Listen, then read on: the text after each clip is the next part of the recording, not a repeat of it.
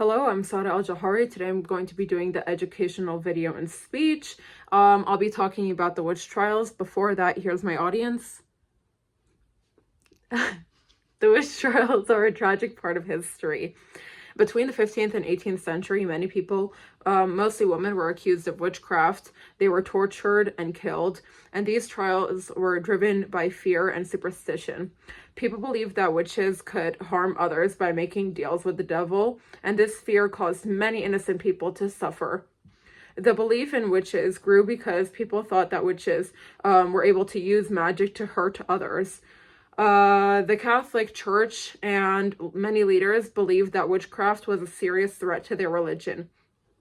This led to many people accusing others of witchcraft, and sometimes it was for no reason at all. It was just to throw accusations out to get people to be killed with no further consequences. Heinrich Kramer and Jacob Springer, in their book Malleus Maleficarum, explain how these beliefs led to the spread of the fear about witches in Europe.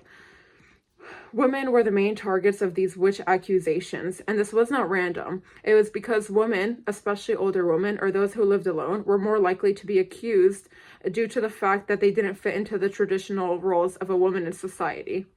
Women who knew about herbs or helped with childbirth were often seen as suspicious and mysterious creatures. Brian Levack, in his book The Witch Hunt in Early Modern Europe, explains that many of these women were accused because of this belief that women were more likely to be influenced by the devil rather than men. The trials were harsh and unfair. One famous test was called the swimming test, where a suspected witch was then thrown into water, and if they floated, they were guilty, then got murdered after. But if they sank and drowned, they were considered innocent.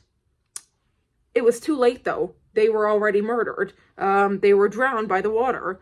This test did not give anybody a fair chance to prove whether or not they were innocent. Many people confessed to just being witches just to stop the torture.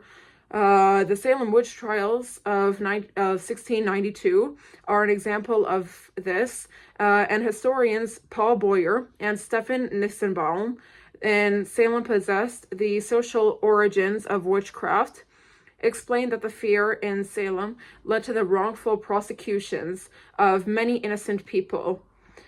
Over time, people began to question the witch trials. The spread of new ideas during the Enlightenment helped people realize that these trials were blatantly wrong.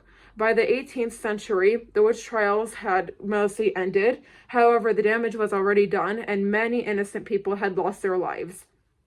Looking back, the witch trials teach us a very important lesson about how fear and prejudice can lead to injustice. It reminds us that we must be careful not to let fear control our actions, and that we should always seek fairness for everybody. Thank you.